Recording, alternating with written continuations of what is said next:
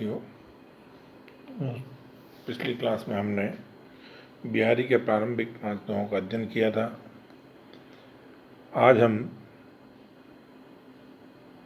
7वें दोहे से आरंभ करेंगे। जिनने देखे वे कुसुम, गई सुबीती बहार, अब अली रही गुलाब में, अबद कंटीली डार। नीतिपरक इस दोहे में बिहारी जी ने समय और उसकी सही तरीके से उपयोगिता को समझाते हुए कहा है कि वे जो लोग सही समय पर अपने काम को प्रयोग नहीं करते हैं, उन्हें इस बात का ध्यान रखना चाहिए कि हर समय उचित फल देने वाला नहीं होता है। जिन दिन देखे वे कुसुम, अर्थात जिन दिनों में हमने यहाँ पर फले हुए उस खुशबू से शराबोर फूलों को, कुसुम यानी फूलों को देखा था। गई सुबीती बहार, अब वो बहार बीत चुकी है, अर्थात अब वो अच्छा समय जा चुका है।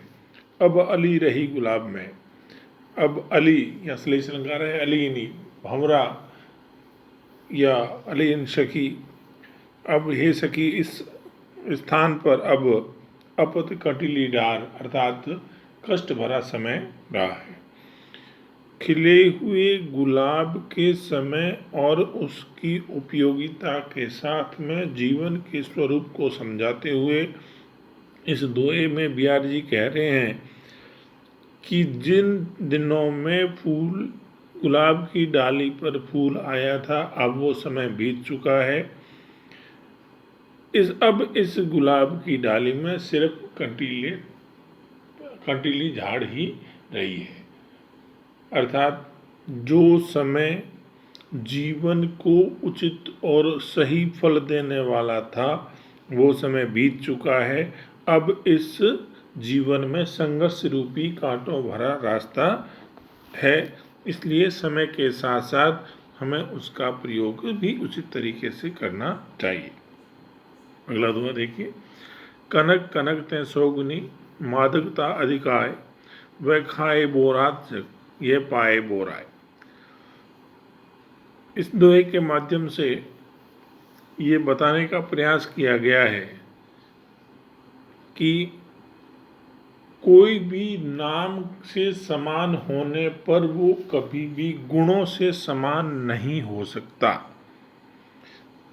जैसे कनक कनक ते सौगुनी, यहाँ पर एक कनक सोना है और दूसरा कनक धतूरा है, यमक अलंकार है। वो कनक कनक ते सौगुनी, इसमें मादकता अधिकार है। एक सोने के दोनों में उसकी और अधिक मादकता 100 गुनी है। एक कनक को खाने से ये संसार पागल होता है और दूसरे कनक को पाने से ये जग बोरा जाता है, पागल हो जाता है। अर्थात नशा न केवल सिर्फ नशीली वस्तुओं में है, वरन ये नशा हमेशा ऐसी वस्तुओं में भी है जो आपको सोने इत्यादि आभूषणों से सराबोर होकर के आगे ले जाता है। जैसे नाम एक ही है, एक को पाने से और दूसरे को खाने से ये संसार और अधिक बोरा जाता है। यमक अलंकार नीतिगत दोहा। अगला दोहा देखिए। बड़े न हुजे गुणन बिन, विरुद्ध बढ़ाई पाए, कैद धतूरों सो कनक, गहनों गड्यो न जाए। कि किसी भी व्यक्ति या स्वरूप के बड़े हो, नाम से कोई बड़ा नहीं हो सकता है जब तक कि उसमें गुण नहीं हो। जैसे धतूरे को कनक भी कहते हैं, सोने को भी कनक कहते हैं, परंतु धतूरे से कभी भी गहने का अर्थात आभूषणों का निर्माण नहीं होता है।